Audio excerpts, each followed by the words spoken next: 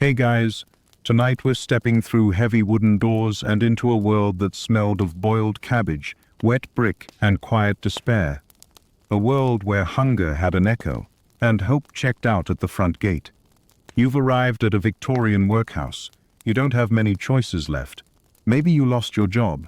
Maybe your landlord threw you out. Maybe your spouse died, and the rent piled up faster than condolences. Whatever the case, you're out of money, out of favors, and, frankly, out of luck. And so, with a pounding heart and worn-out boots, you push open the iron gates and step inside. You probably won't survive this, but that's part of the charm. So, before you get comfortable, take a moment to like the video and subscribe, but only if you genuinely enjoy what I do here. Drop your location and local time in the comments. I love knowing where and when you're listening from. Now, dim the lights, maybe turn on a fan for that soft background hum, and let's ease into tonight's journey together. The doors groan shut behind you. Not a slam, just a dull final click, like someone locking up an empty room. Ahead, a man in a brown coat and ink-stained fingers scribbles your name in a leather-bound ledger. He doesn't look at you, doesn't ask questions, just notes your presence like he's tallying livestock. You glance around the intake hall. Stone floors, bare walls, a smell that lands somewhere between damp laundry and boiled meat. Your breath fogs in the chill. A bell rings, sharp, sudden. You flinch. This is your welcome. A porter barks instructions in a voice that's clearly done this 1,000 times. Shoes off, laces in the basket, hands on the wall, turn round. You comply. They check your pockets. Not for weapons, though. Yes, that too, but more for trinkets, scraps of bread, anything that might give you a shred of comfort. Contraband. Anything yours. Then they take your clothes. Yes, all of them. You strip behind a flimsy screen, trading patched trousers and a once-loved coat for something that smells like vinegar and sadness. The regulation uniform. Grey wool. Too large in the shoulders, too tight in the neck, stiff as a sermon. You feel like a ghost wearing someone else's skin. A clerk dips a metal comb into vinegar and drags it through your hair, inspecting for lice. Doesn't matter if you had them before, you probably have them now. Then comes the final insult, separation. If you came with family, wife, husband, children, they peel you apart like mismatched socks. Men to one side, women to the other. Children, sorted by age and usefulness. There's no room for sentiment, or crying. That's discouraged. One woman wails when her baby is taken from her arms. She's met with a cold glare and a warning. Any more of that, and you'll be put in the refractory cell. You quickly learn, it's better not to care too loudly. Historians still argue whether this separation was due to strict moral codes, or simply bureaucratic efficiency. Either way, it breaks something in people. The porter waves you down a corridor.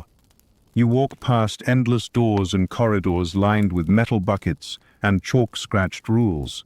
Everything feels like a school, a jail, and a hospital, all stitched into one long beige nightmare. And then you reach the registry. A woman in starched black writes down your details. Not just your name, your occupation, religion, age, visible scars, even the shape of your ears. The Victorians loved a good classification system. Phrenology, the so-called science of measuring skull bumps to predict behavior, was still making the rounds in some places. You sign with an X, or try to. Your hands are shaking. They give you a number. It's inked on your uniform sleeve. That number is you now. The last bits of your outside life, your name, your habits, your late-night walks, are brushed aside like soot from a hearth. You follow the others into the dim corridor beyond. The floor is stone. Always cold. Always damp. This isn't prison, officially, but it certainly isn't freedom. In 1834, the new Poor Law turned help into punishment. The idea was simple. If poverty was made unpleasant enough, people would work harder to escape it. It's like putting a mousetrap in the soup kitchen and calling it motivation. You shuffle past another corridor. A faint sob echoes from one of the rooms. No one flinches.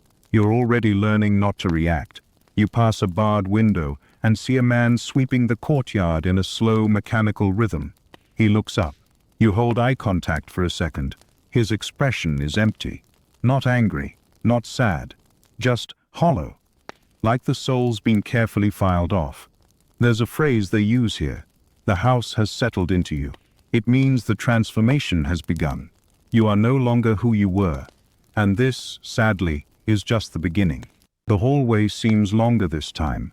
You follow a matron, tight bun, tighter expression, into a tiled room that echoes with every step. The light is harsh. Gas lamps hiss above like angry insects. A sour smell lingers, somewhere between carbolic soap and boiled underthings. You try not to breathe too deeply. This is the inspection room. You stand in a line with others who arrived the same day. No one speaks. Everyone knows this is the moment the house begins to remake you in its own image. The matron carries a clipboard and walks slowly past each of you, lips pursed like she's trying not to taste the air. She inspects your ears, your fingernails, the state of your teeth. One boy with a chipped incisor gets pulled aside for further review. He won't be seen again until the morning, maybe later. A nurse, if you can call her that, inspects your scalp again, just to be sure. Lice aren't just a nuisance here. They're a declaration of failure, of filth, of everything this institution is determined to scrub away, even if it has to take your dignity with it. You're ushered to a tin basin and told to wash. The water is lukewarm and smells faintly of lime. You scrub under the matron's gaze. She watches like a prison warden, not a caregiver. Your clothes, those old worn things you came in with, are gone. Not stored, not folded. Gone.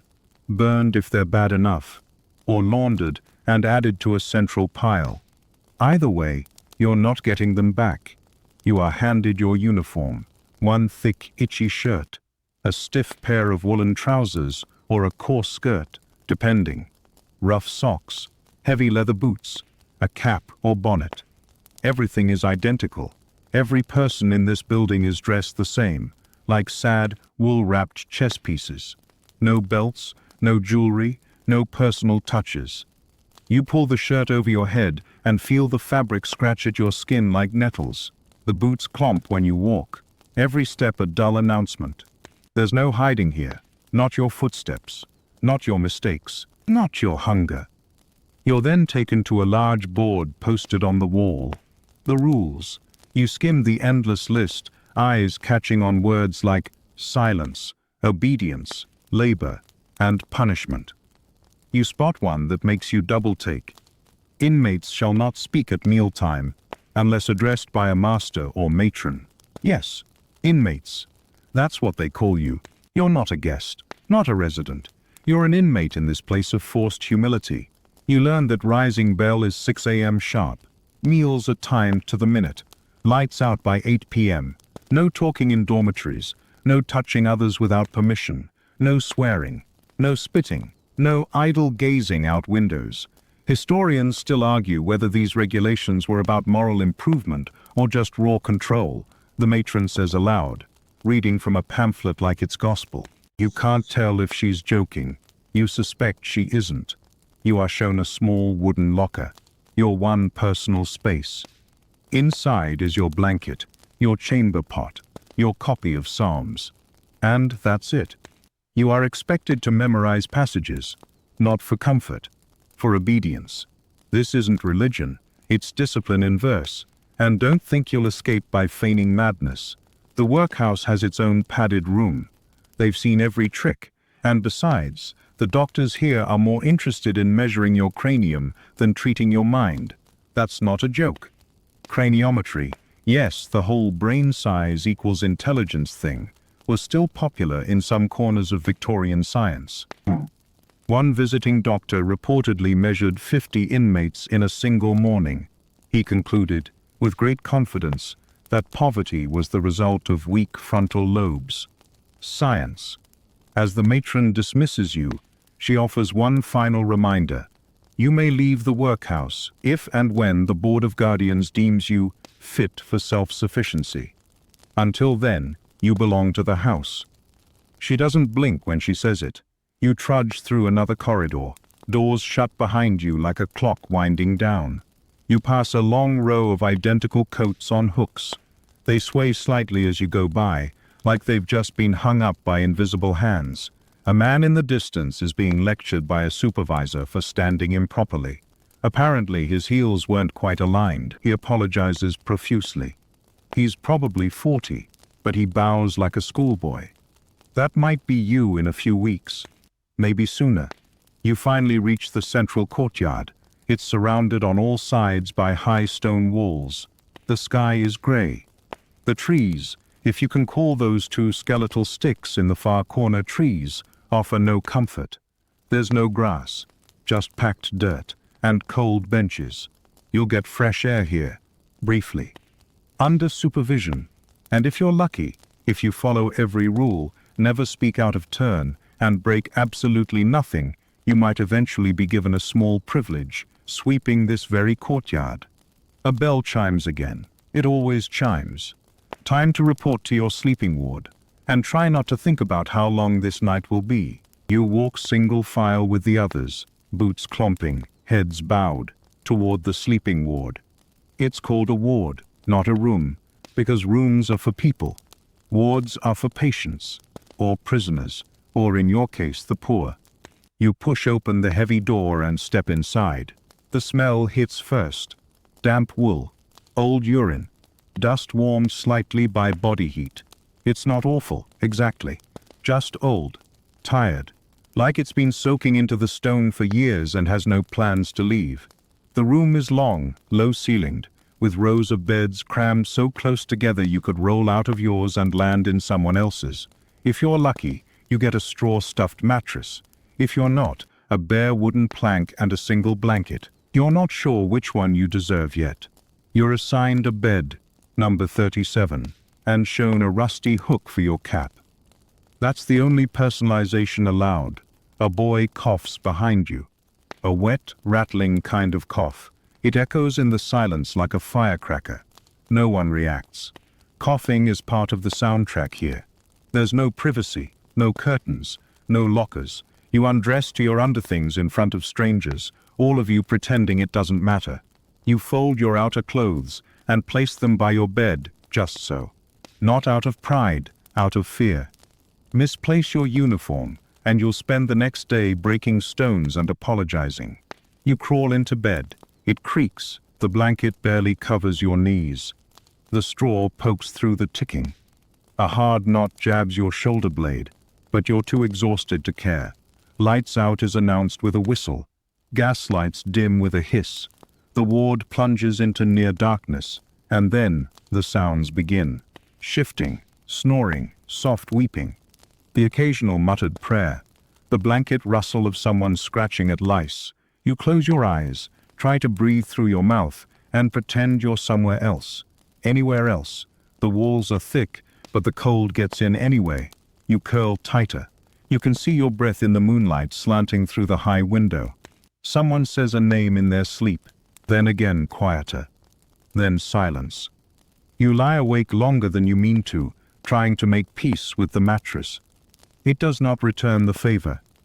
Historians still argue whether the overcrowding in these wards was due to administrative neglect or deliberate deterrence. Either way, the message is clear. You are not here to rest. You are here to remember why you never want to come back.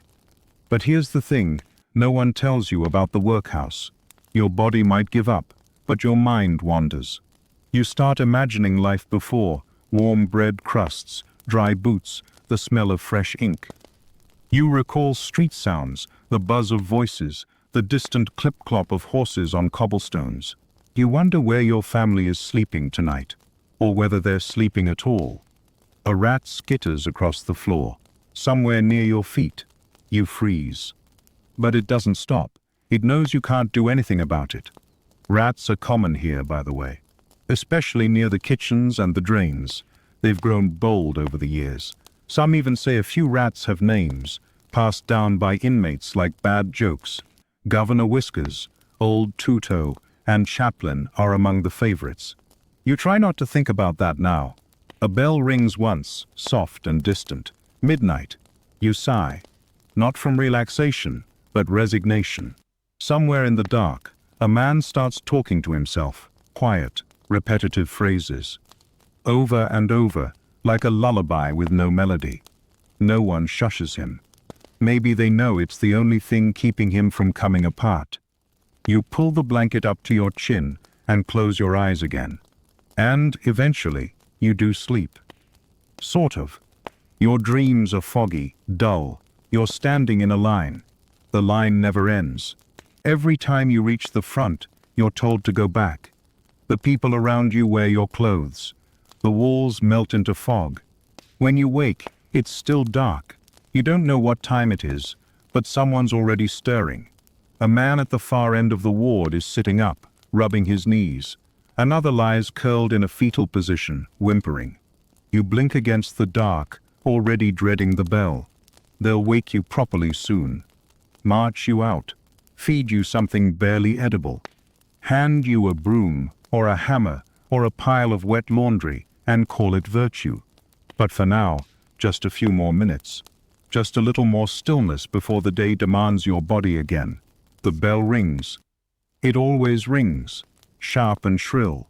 The kind of sound that cuts right through your dream and wedges itself into your spine. It's not a wake-up call. It's a command.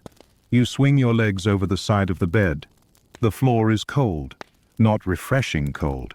Not wake-you-up cold. Unforgiving cold. As if the stones themselves resent your warmth. The ward is already a hive of motion. Silent motion. No one speaks. Everyone just moves. Because words at this hour are suspicious, and suspicion breeds punishment. You splash your face with water from a chipped basin. The soap is barely soap. It's grey and gritty, and smells like old rope. You scrub quickly, mechanically. It doesn't really clean anything. It just fulfills a rule. Breakfast is waiting.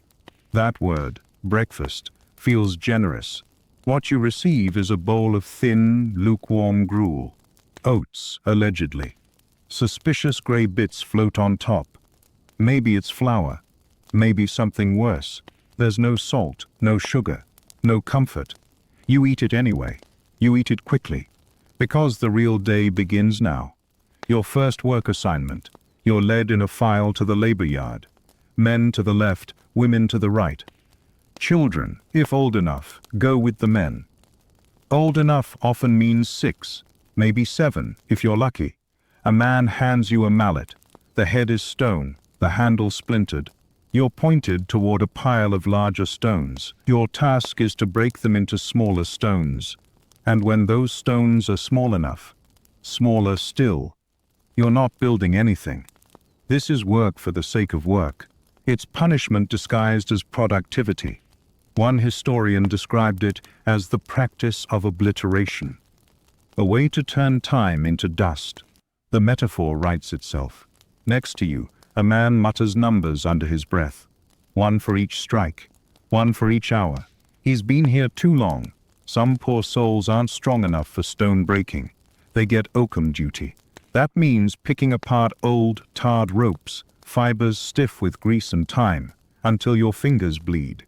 The fibers are later used to seal ship hulls. It's tedious. It's filthy. And it's famous.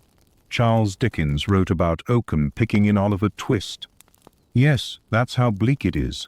Dickens-level bleak. You swap tasks mid-week. A rotation system. To keep you from getting used to it.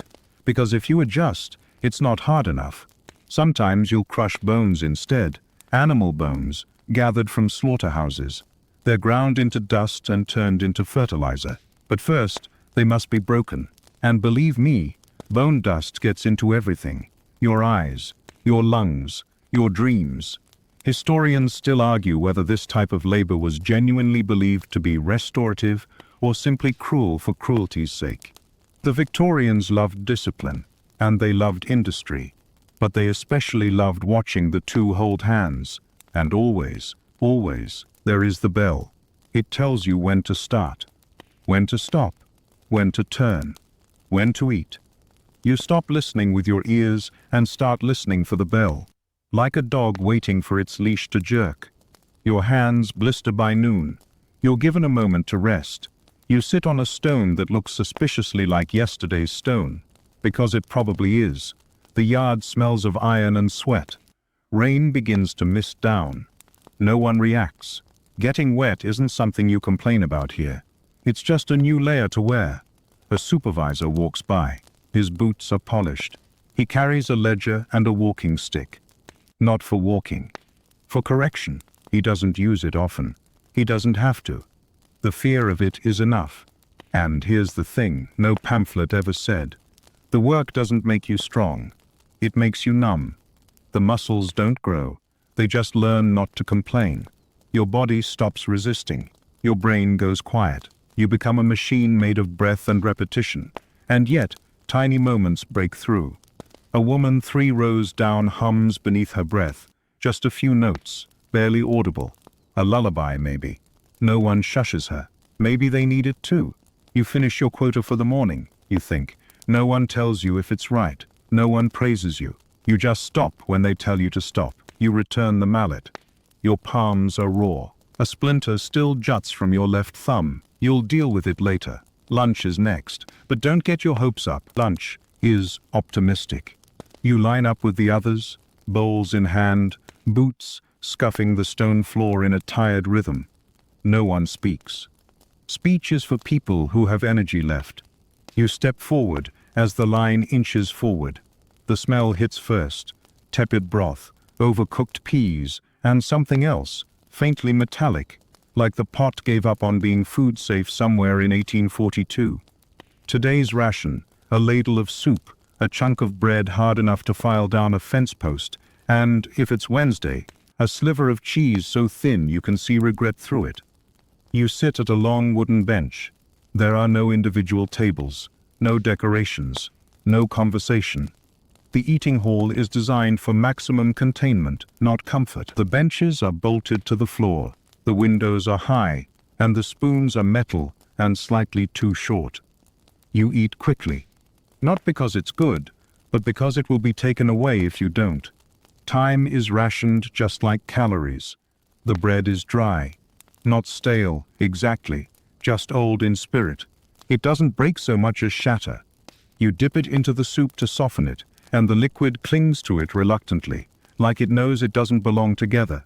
This is your main meal of the day. Dinner, later, will be smaller. The average workhouse inmate received between 50. Hunger was part of the design. Not to kill you, just to make you almost wish it would. You scrape the last bits from the bowl and swallow the last chunk of crusty bread. Your teeth ache from the effort. One man asks for more. Just a bit. He's ignored. Then he asks again, louder this time. The supervisor steps forward, takes the man's bowl, and dumps the last spoonful onto the floor. No more for beggars, he says flatly. That's the rule. You're here because you asked for help. So they teach you not to ask again. Still, people find ways to cope. One old woman has somehow managed to grow a single onion in a boot heel on her windowsill. She slices it paper thin and adds a ring to her gruel every 3rd day. She calls it Sunday dinner. No one rats her out. It's the only seasoning anyone's tasted in months. Another inmate tells stories, quietly, at night, long after the lights are out. Tales of roasted meats and foreign spices and pies so thick they'd crack a cartwheel. He's a liar, probably. But we listen anyway. A rare fringe tidbit. In some workhouses, mock menus were posted, listing items like beef and ale pie or goose with stuffing, even though those foods were never served. Some say it was a cruel joke. Others believe it was part of the system's twisted effort to inspire gratitude. You rinse your bowl in cold water from a communal trough. There's no soap. Just a rag and the expectation that you won't complain. You dry it on your trousers. Then you head back to the yard. This time, it's oakum. You sit on a wooden bench beside a pile of old rope, tarred, tough, and tangled. Your fingers dig into the fibers, separating strands that don't want to part. The tar clings to your skin, gets under your nails, turns your fingertips black. By the end of the afternoon, your hands will be raw. But right now, they're just stinging. You sit in silence with a dozen others, all bent over their piles like ancient monks transcribing misery. The smell of old rope fills your nostrils. It's strangely intimate, like sweat mixed with shipwrecks. Some say the worst part isn't the pain, it's the monotony. You count strands instead of hours. You hum tunelessly just to hear something besides breathing and the squeak of tar-flecked fibers. Historians still debate whether oakum picking served any real economic purpose by the late 1800s. Some argue it was purely symbolic, a reminder that even your punishment must produce something, even if that something is just a pile of lint and ruined fingernails. You look up for a moment. A child across from you is struggling, tiny hands, tiny fingers, red and clumsy. A woman beside her, maybe her mother, gently takes the rope and starts pulling it apart for her. No one stops her. You imagine what this child's life will be, how many more winters she'll spend wrapped in coarse wool, tugging at dirty rope and swallowing hunger like it's air. And you wonder, when did you stop wondering about your own? The bell rings again. Your hands fall into your lap. It's time to line up again. Dinner awaits. Dinner is not an event. It's a formality. You queue again, because everything here involves queuing, and shuffle forward, watching as bowls are filled with, well, something. You're not sure what. It might be soup again. It might be peas pudding, which sounds quaint, but tastes like wall paste met disappointment and settled. Tonight, it's gruel. Again, it has a new texture, somehow thicker, like it's been boiled twice and seasoned with memory loss. There's no salt, no fat, just warmth, and even that is fading by the time you sit. You take your place on the same bench as before, same spot, same tin bowl. There's a deep scratch in the wood where someone carved the letter J. You find yourself tracing it with your thumb, like maybe it left behind a little courage. No one speaks. You spoon the gruel slowly, not because you want to savor it, but because there's nothing after this. No dessert, no tea, no fireside. Just the return to your cot and whatever your hands have the strength to wash. The gruel sticks to your teeth. You chew it anyway. One man 2 spots down tips his bowl too fast and spills half of it into his lap. The room freezes. He doesn't move. For a moment, it's not clear whether he'll be punished or pitied. The supervisor walks over. He says nothing, just picks up the bowl, hands it back, and walks away. Maybe even he's too tired to enforce cruelty tonight. That counts as mercy here. And then, dinner's over. You rinse your bowl again. Your hands are starting to crack. The cold water doesn't help. Neither does the scratchy rag. You dry them on your shirt and march out with the others. You are not full. That word has no meaning anymore. You are not hungry, exactly. Just underfed. A low, constant ache behind your ribs, like your body keeps knocking on a locked pantry door and getting no answer. Later, you'll dream of food, not feasts. Your imagination isn't that generous anymore. Just a loaf of bread, warm from a real oven. Cheese with edges that haven't hardened from a week in a dusty cellar. A boiled potato with butter. Maybe even a slice of bacon. One slice. You won't even eat it in the dream. You'll just hold it. But for now, you return to your ward. There's still light in the sky, but the day is already over. The rules say you must be in bed by 8 p.m., lights out shortly after. So you undress, fold your uniform, and slide under your blanket. Same lumpy mattress, same sour smell, same faint scratching in the walls. You lie in the dark and try not to think about tomorrow. It will be the same bell, the same gruel, the same work. You don't even mind the repetition anymore. It's almost a comfort. There are no choices, no surprises, no expectations. That's the most dangerous part. Because the workhouse doesn't just take your hunger, your sleep, your skin. It takes your will, your instincts, your belief in change. You stop asking why things are the way they are. You just accept them. Like weather, or taxes, or the smell of cabbage in the walls. Still, a few stray thoughts keep you from sleep. 1. How many calories was that? 2. If you found a way out, what would you even do? 3. Did you imagine that story about the cheese cart? There's a myth, passed from ward to ward, about a delivery cart once bound for a gentleman's club that accidentally stopped outside the workhouse gates. Some say the driver was new. Some say he just wanted to show mercy. Either way, a wheel of cheese was misplaced. And for one glorious hour, an entire ward feasted like royalty. It's probably fiction, but no one corrects it. Historians have found scattered records of such accidental deliveries, usually reported as theft by inmates and punished swiftly. But sometimes, just sometimes, the records are suspiciously incomplete. You cling to the idea, real or not, because hope is calorie-free but strangely nourishing. You shift under the blanket. Someone down the row is crying, softly, rhythmic. Maybe a child, maybe not. You've stopped being able to tell ages by voice. You pull your arms tight across your chest and imagine you're somewhere warmer, someplace where soup is seasoned and blankets reach your feet. Someplace where people eat because they want to, not just because they're still alive. You wake to shouting. Not panicked, just sharp, functional. The kind of shout that slices cleanly through sleep like a cold knife. A matron's voice, 2 corridors away, barking at someone for stepping out of line during morning roll call. You don't need to be there. Not today. Because today, you're being punished. Don't feel special. It happens to everyone eventually. Maybe you lingered too long in the lavatory. Maybe your boots weren't polished to invisible standards. Maybe, like in your case, you accidentally nodded off during oakum picking yesterday. It doesn't matter what you did. It matters that you broke the rhythm. The workhouse hates rhythm breakers, so now you're being disciplined. You're escorted to a different room this morning. No breakfast. Just a dry mouth and an aching stomach. The punishment room is smaller, windowless, and smells like soap and something worse, fear. You can feel it in the walls, in the floorboards.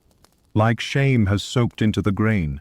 You're ordered to sit on a stool, no backrest, no cushion, facing the wall, and wait. For how long? No one tells you. Hours pass. You hear bells chime outside. Footsteps echo. Doors slam. Somewhere nearby, someone coughs and coughs and coughs, and then nothing. You stare at the bricks in front of you, tracing cracks with your eyes, counting mortar lines like they're hash marks on a prisoner's wall. Punishments vary here. Some are petty, extra chores, missed meals, loss of visiting privileges, if you had any. Others are theatrical. Take the refractory cell. It's real. It exists. A dark room with no bed, no blanket, no light. Just 4 walls and the sounds of yourself. You get bread and water. That's it. And yes, people do lose their minds in there, temporarily, hopefully. There's also silent labor, which sounds peaceful, until you realize it means working alone in absolute silence for hours. No eye contact, no sound. Just you and your own thoughts slowly turning into vinegar. And then there's public discipline. The most infamous, the wearing of the shame badge. In some workhouses, wrongdoers had to wear a differently colored patch, or worse, a literal placard, declaring their offense, like being late, or stealing a crust of bread. One woman was made to wear a sign reading glutton for requesting a second ladle of broth. Historians still argue whether these punishments served actual disciplinary purpose or were simply ways to humiliate the poor into submission. Modern consensus leans toward the latter. You're lucky. After 3 hours of wall-facing silence, the door creaks open and a matron appears with a small tin of bread and water. She says nothing, sets it down, leaves again. You eat the bread slowly, not because you want to savor it, but because your body has forgotten how to chew without aching. A spider crawls across the floor. You watch it like it's a play. There's nothing else to do. Eventually, you're released. No fanfare, No lecture. Just a door creaking open and the sound of a boot tapping twice on the stone. Go. You rejoin your group in the yard. The sun is too bright after the dim punishment cell. The others look at you with practiced indifference. A few nod, almost imperceptibly. Not sympathy, solidarity. Everyone here has had their turn. You try to pick up the pace of your labor, hoping to make up for lost time. It doesn't matter. The supervisors always seem to know when you're trying too hard. That, too, is suspicious. You hear a scream. It's brief, cut short, from the women's side. No one says a word. You all just keep working. Later, you'll learn that a woman had been accused of stealing a spoon. Not stealing to escape, not plotting, just a spoon. To eat more slowly, or maybe to save it for her child. She's in the refractory cell now. The other women have been assigned double laundry for the week to impress upon them the seriousness of collective conduct. Collective conduct. That's the phrase they use. One person's mistake becomes everyone's burden. Even your dreams become disciplinary. You'll lie awake and hear the bell ring, not in reality, but in your mind. You'll see the matron's face carved into the wall. You'll dream you're late, running down endless corridors that twist back on themselves. You'll wake sweating, and you'll rise faster next time. You don't see the women much. They're housed on the opposite side of the building, fed in separate halls, worked in different yards. The separation is strict, deliberate. Intimate contact is forbidden, conversation discouraged. Even eye contact across the chapel aisle earns a warning. Still, you hear things, snippets, whispers, rumors pass through shared walls and laundry lines. Today, you're assigned to cart duty, wheeling laundry between blocks, and that means a rare glance into the women's side. You push a rattling cart down a corridor that smells of boiled soap and wet linens. A door opens as you pass, and you glimpse them, rows of women bent over wash basins, sleeves rolled, hands raw and red. Steam coils in the air like ghosts. No one looks up. They work with military precision. One scrubs, one rinses, one wrings, one folds. Repeat, repeat, repeat. The sound is relentless. Slosh, slap, twist, stack. It drills into your ears like a factory rhythm. You don't linger. One matron with a hawk-like gaze stands near the door, arms folded, lips pursed into a thin line that looks carved, not grown. She catches your eye and gives a nod so slight it could be mistaken for wind. You nod back. That's it. That's the full conversation. The women's work is different, less physically brutal maybe, but more personal. They clean, they sew, they scrub chamber pots, they change bed linens in the infirmary. They tend to the dying. Sometimes they are the dying. And their work never stops. Men get oakum and stone. Women get stains and shame. There's a saying among the women here, whispered late at night when the matrons are asleep. They want to scrub the sin off our skin. Historians still argue whether this obsession with female labor was rooted in Victorian morality or just economic exploitation dressed up as virtue. But here, it all smells like lie and control. If you're a woman with children, the rules are harsher. You're expected to behave beyond reproach. One raised voice, one missed step, and you could lose visitation for a week or more. And the shame. The shame clings harder to women. The papers call you fallen. Society calls you lazy, immoral, weak. Even other inmates sometimes look at you sideways, as if poverty is more your fault when you wear a skirt. Unmarried mothers are treated worst of all. They are marked, sometimes not visibly, but you know. They're given the worst jobs, sent to the coldest wards, watched closer, judged louder. In one infamous London workhouse, unmarried mothers were forced to wear a different color uniform, brown instead of gray. Brown, the color of dirt, as if to say, you don't even belong with the others. You don't know if that's true here, but you believe it. You deliver the laundry. You leave without speaking.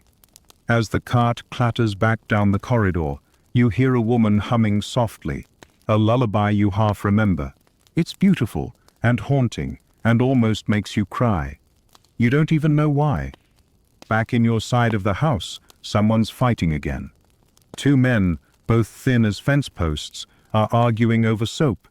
Not even real soap, just the privilege to use it first.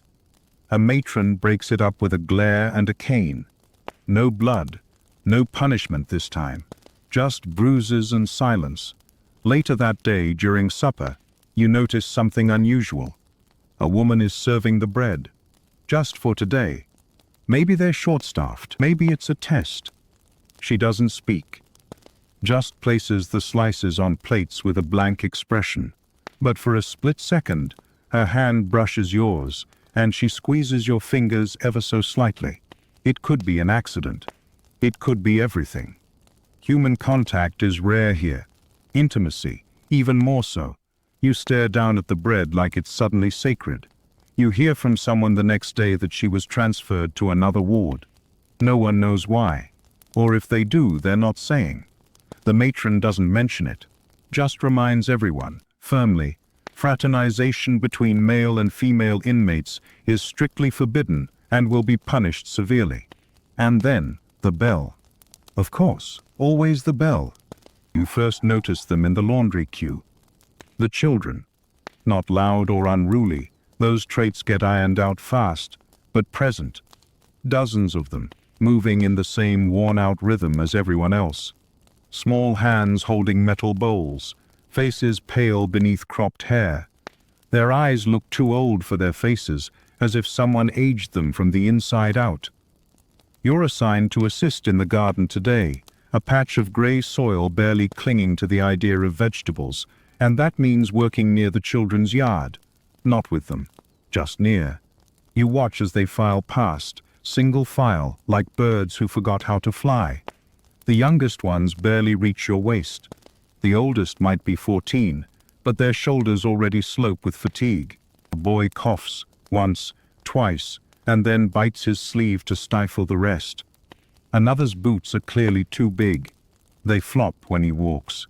He trips on a stone and falls to his knees. No one helps him up, not because they're cruel, because stopping would break the rule of momentum. If you fall alone. You get up alone. You keep walking. That's the first lesson the children learn here. The second? Childhood is not a pause. It's a burden. And you carry it like everyone else. The workhouse does, technically, offer schooling.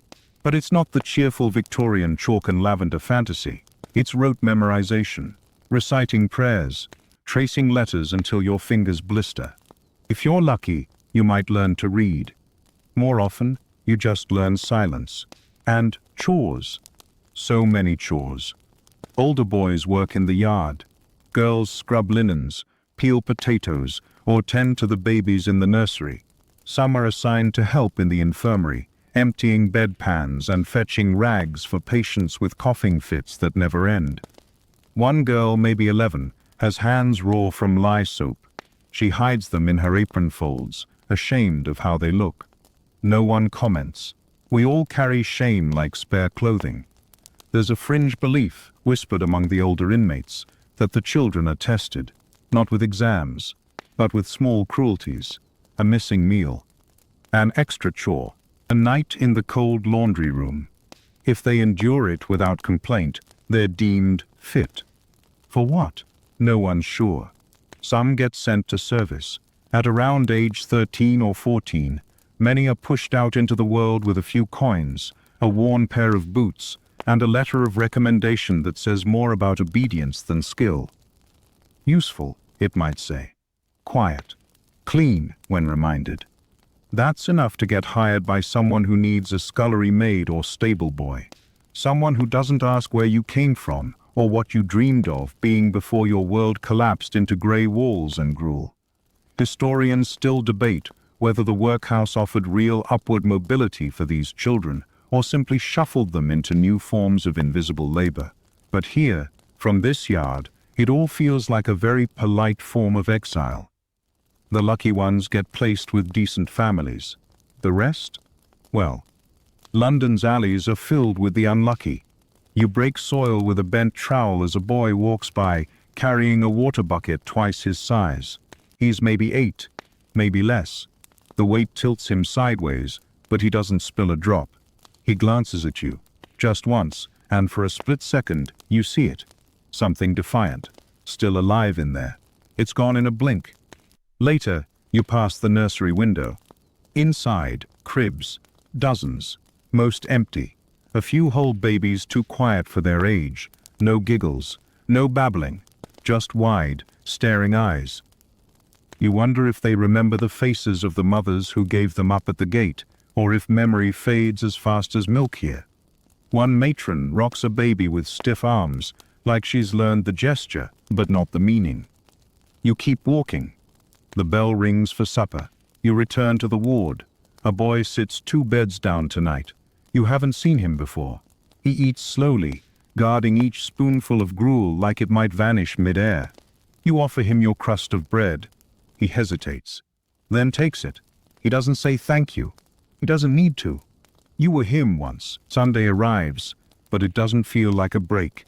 There is no lie-in, no warm breakfast, no change in the temperature of the stone beneath your feet.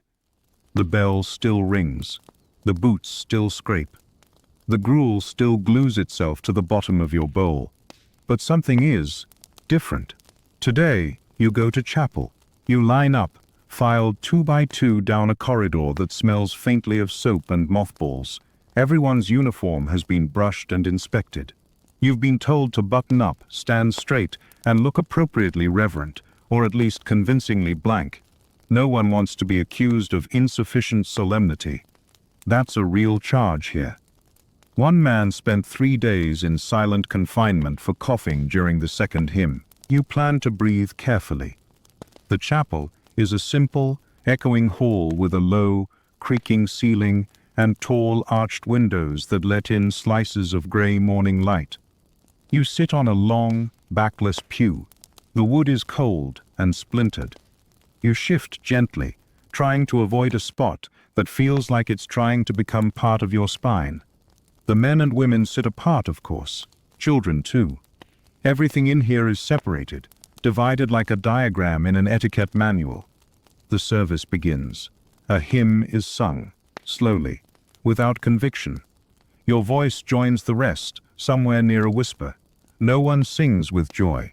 It's not worship, it's protocol. The words taste dry in your mouth, something about grace and eternal reward, and a light that never dims. You try not to roll your eyes. The matron watches the congregation like a hawk counting feathers. The sermon is delivered by a tall man with heavy eyelids and a voice like cold porridge. He talks about obedience, about suffering with dignity, about how God sees all, even the idle thought of the slothful. You suspect he's talking to everyone, and no one all at once. Behind you, a child sneezes. Her mother tenses like she's waiting to be reprimanded. She isn't.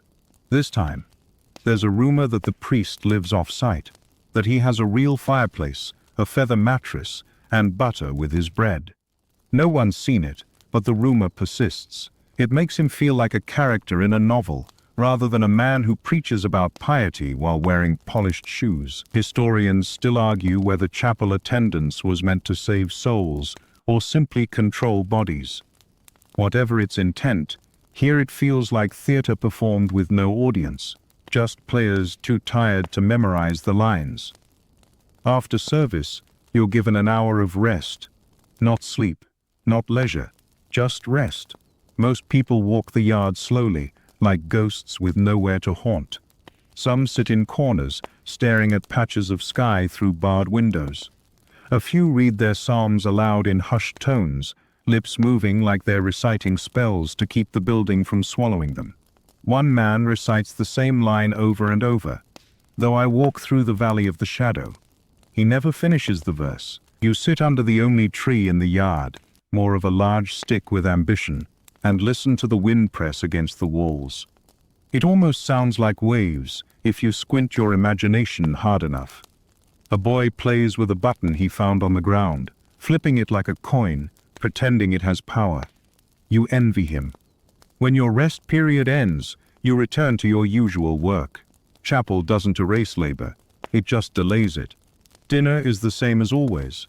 Gruel, bread, a smell you can't identify and don't want to. But afterward, for once, there's time to sit. And in that moment of sitting, you remember something odd. The chapel windows. They were stained glass, not colorful. Just fragments of dull blue and brown, but glass nonetheless. Imported, cut, set by a glazier's hand. You wonder, how did this place end up with those windows? Some say the building used to be a convent. Others claim a wealthy benefactor donated them in exchange for a tax write-off and a favorable paragraph in the local paper. One story, your favorite, is that they came from a church that burned down and were salvaged by a clerk who thought, well, waste not. Whatever the truth, they felt out of place. Too beautiful, too fragile, like hope behind bars. The sun sets. The windows are dark now. You return to your bed, and you fall asleep thinking not of the day's sermon, or the bread, or the scraping sounds of the laundry room, but of that one pane of deep blue glass, catching the light like the sky remembered something. You wake to a new sound. Not the bell, not the matron's bark, not the scrape of boots. This is softer, slower, wet coughing. A gurgle in the throat, the kind of noise that makes you sit up before your eyes are fully open. Someone in the ward is sick, not cold sick, not sore throat sick, infirmary sick. And in the workhouse, that means something else entirely. You don't get a doctor. You get a visit from the porter, who decides whether you look contagious enough to isolate or just weak enough to be ignored. The man coughing, thin, grey, eyes sunken, gets the first option. He's shuffled off before breakfast. No goodbyes, no blanket, just gone. You've never been to the infirmary. You've only heard stories. It's in the oldest part of the building, stone so dark it looks wet even when dry. They call it the grave hallway. That's not official, of course. It's just what people say, because those who go there often don't come back unless it's feet first. The infirmary is a place of contradiction. It is technically where you're meant to be cared for, but care here is a loose concept. Beds are iron, mattresses thin, and blankets, if there are any, stained with history. The nurse is not unkind, just overstretched. She moves between beds like someone wading through fog. Her hands are efficient, not gentle. She does what she can with what she has, which is often nothing. Medicine, when available, is rudimentary. Castor oil, mustard poultices, sometimes brandy if someone thinks you're dying dramatically enough to justify it. Sickness runs through the wards like smoke. Tuberculosis is the most feared. Back then, they call it consumption, as if it eats the soul itself. And it kind of does. The coughing, the sweating, the slow unraveling. People fade, bit by bit, until all that's left is a rattle and a name no one says aloud. Historians still argue whether the workhouse infirmaries improved or worsened survival rates. Technically, they offered more structure than dying in the streets. But that's a bit like saying a cage is safer than a cliff. You pass by the infirmary once on laundry duty. You peek in, just for a second. A room of beds, all filled. Some bodies curled, some stretched flat. One old man staring directly at the ceiling, as if waiting for it to blink. The smell is sharp. Disinfectant and defeat. You hear a prayer, whispered, broken. Deliver me from this place? You don't linger. Back in your ward, someone whispers a name. The man who was taken this morning. Henry, you think. He'd been here 6 months, never caused trouble. Used to share his crust with the boy next to him. By evening, the whisper becomes a certainty. He's gone. No ceremony, no funeral. Workhouse deaths are logged and processed, a line in a ledger. A body shrouded in linen. A wooden coffin, sometimes reused. Burial in a pauper's grave, often shared. No headstone, just a number. A plot. Maybe a priest says a few words. Maybe.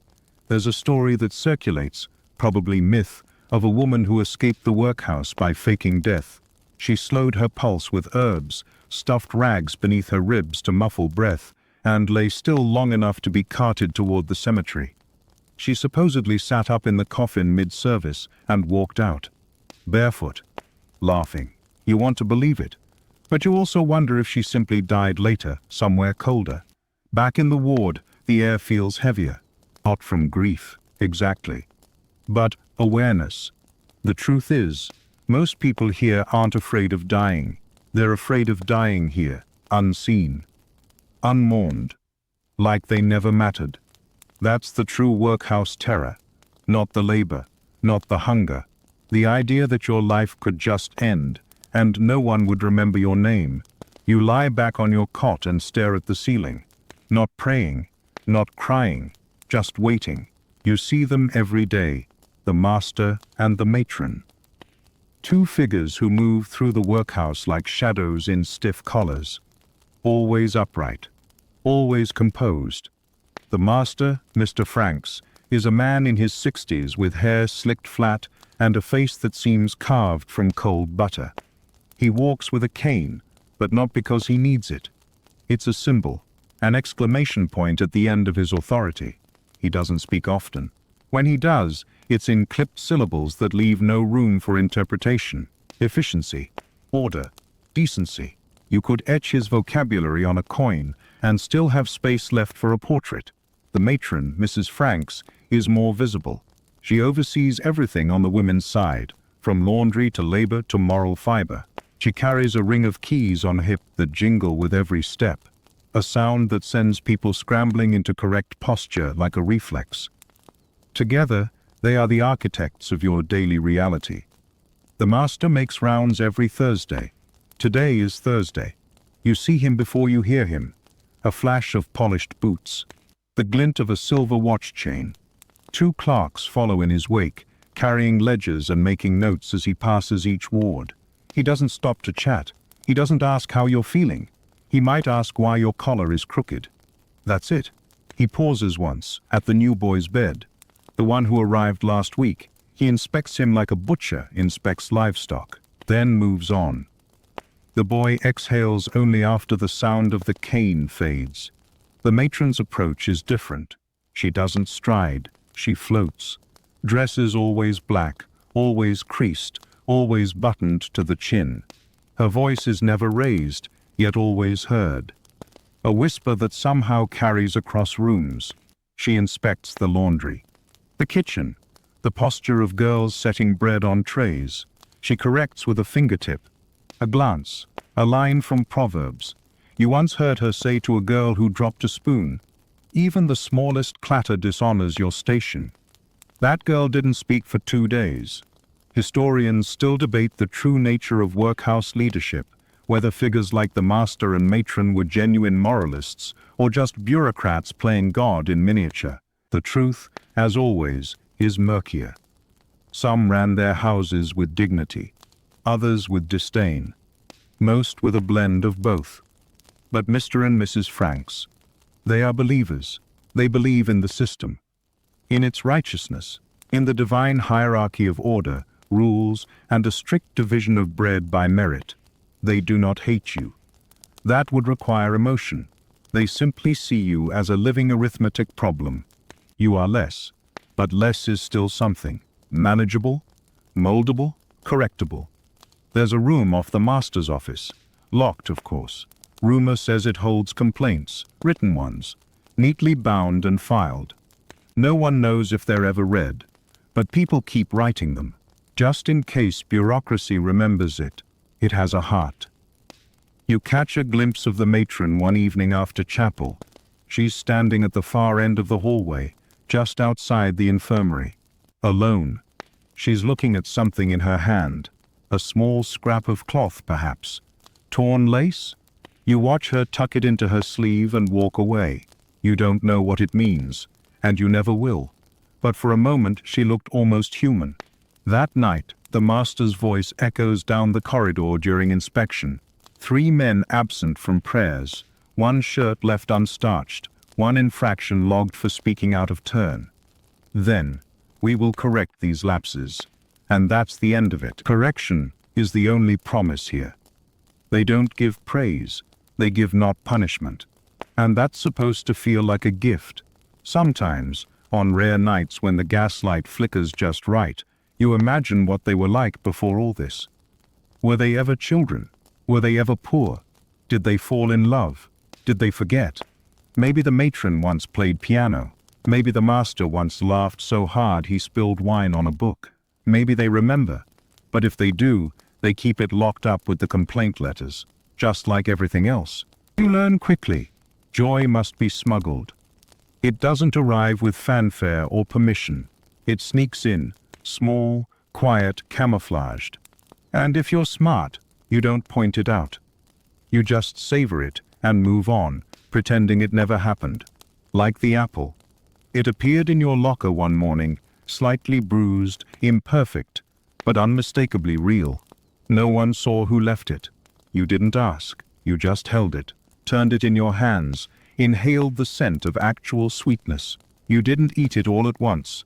You nibbled it slowly over 3 days, hiding the pieces in your pocket and letting them dissolve in your mouth like contraband. Someone once said, "Joy is not the absence of suffering, it's the presence of small mercies." And this place runs on them. Take old Mr. Hobb. He carves tiny animals out of bread crusts, little dogs, birds, a lion once. He hides them around the ward, one on a beam, another under a cot leg, one wedged in a windowsill. He never admits it, but we all know it's him. He's never caught. That's part of the ritual. We call them hobblings, or Annie, who used to be a seamstress. She tears threads from burlap sacks and weaves them into flowers, primitive, frayed, and utterly beautiful. She tucks one into her collar some Sundays. The matron hasn't noticed, or pretends not to. Then there's the book. It's not really a book. It's a collection of loose pages, some written, some torn from real texts, some copied from memory. Recipes, jokes, hymns rewritten to be slightly less depressing. A list of every different kind of potato people can remember, and stories, wild, silly ones that no one would dare read aloud, but everyone smiles at when it's their turn to hold it. The book moves nightly, passed under mattresses, tucked into the folds of blankets. It's never spoken of during the day, but at night, people read it like scripture. There's a page in it that says, "A workhouse is where you forget your name. This book is where you remember you're someone." Historians don't often record these things, the jokes, the stories, the apple. They write about policy, reform, statistics. But the truth of the workhouse lives in the in-between moments. In one girl's quiet humming while peeling potatoes. In the way 2 boys sneak crumbs into a sick man's bowl. In the single daisy pressed into the chapel hymn book. No one knows how it got there, or if it's real. It's been there so long it's practically fossilized. Even rebellion here is soft. There's no uprising, just defiance in teaspoons. You learn to whisper when you're supposed to pray. You learn to smirk behind your porridge spoon. You learn to steal seconds of happiness and carry them like embers under your tongue. Once, during cleaning duty, you find a scrap of newspaper stuck to the bottom of a barrel. It's nothing, just a short blurb about a railway opening. But the photo, grainy, faded, shows people laughing, traveling, living outside this place. You fold the scrap and keep it in your boot. A reminder, not of where you are, but that somewhere else exists. There's also a game people play, quietly. In their heads, they give each other secret names, not cruel ones, real ones. Names that feel like poetry. The man who sweeps the courtyard becomes the fog walker. The boy with the big boots becomes Little Thunder. The quiet woman who cries only at night becomes Midnight Rain. And you overheard yours once. Clockheart. You don't know what it means, but it keeps time better than the bell. Sometimes, someone leaves. It doesn't happen often, but when it does, the silence afterward is louder than the bell. There's no party, no speeches. Just a name read off at morning roll, followed by released, fit for departure. Today, it's Clara. She's been here nearly 2 years. Always quiet, always precise. She folded laundry like it was a spiritual act, never got in trouble, never raised her voice. Somehow, she made even gruel seem dignified. This morning, she walks through the front gate with a bundle of belongings wrapped in a blanket. That's all she owns. One pair of boots, one copy of the Psalms, and a coat she stitched herself from discarded scraps. A patchwork of invisible defiance. No one's allowed to wave goodbye. You glance from the corner of your eye as she passes. She doesn't look back. Most who leave don't. It's not superstition. It's survival. Because if you look back, you might hesitate. And if you hesitate, you might stay. That afternoon, you scrub the laundry harder than usual. The water is cold. Your fingers go stiff. You wonder where Clara is now, if she found work, a room, a hot meal, if the world outside still stinks of smoke and horse dung and hope. Not everyone leaves through the gate, though. Some just disappear. Runaways. One day they're at their post, picking oakum, serving broth, sweeping corridors, and the next, gone. There are always rumors. He scaled the south wall. She hid in the vegetable cart. He walked out dressed as a visitor. Most of it is nonsense, but the desire to believe is delicious. You think about it yourself sometimes. There's a loose board in the fence behind the laundry, a pile of bricks you could climb. You imagine slipping into the twilight, shoes soft on wet grass, the whole house fading behind you like a bad dream. But here's the truth. The outside isn't gentle.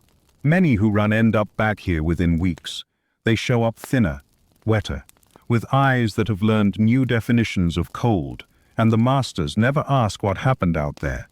They just nod. Make a note. Assign a new uniform. One man made it to Birmingham, they say. Found a cousin. Got work in a factory. Bought a new coat. Others weren't so lucky. In a quiet corner of the city cemetery is a row of graves marked only with numbers. Small, crooked stones. No names. Just records in a dusty book that says, unknown female, age estimated 20s, died of exposure. You wonder if she had a name once, a story, a favorite song.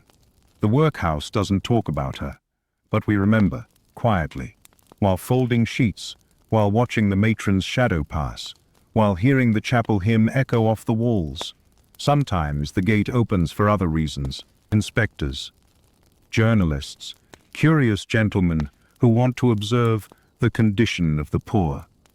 They walk through with fur collars and polished boots, nodding gravely at the soup, the beds, the laundry line. They ask questions like, do you feel improved by your time here? Are you grateful for the opportunity? Do you believe you've been redeemed? You answer what you must. One woman once told a reporter, yes, sir, it's lovely. The lice keep me company when I cry. She got 3 days confinement, but the article never mentioned that part. Historians still argue whether these inspections led to real reform. Some say they forced better food, shorter hours, a bit more light in the wards. Others believe they were just for show. A public performance of care, staged for an audience who'd already made up their minds. Once in a while, someone is adopted out. A child, usually. Someone quiet, small, manageable. Chosen like a kitten from a box. Sometimes they write back. A note passed to the matron, read aloud at roll call like a letter from the king. I am well. I help mother bake. I have a dog now. Everyone listens. Everyone imagines. Everyone feels something they won't talk about. You stare at the gate long after the last bell. No one watches it more than the ones who've given up trying. But tonight, something strange happens. Someone leaves bread under your blanket. Still warm, no name, no note, just warmth and flour and mystery. You chew slowly, and for the first time in weeks, you sleep with a full belly.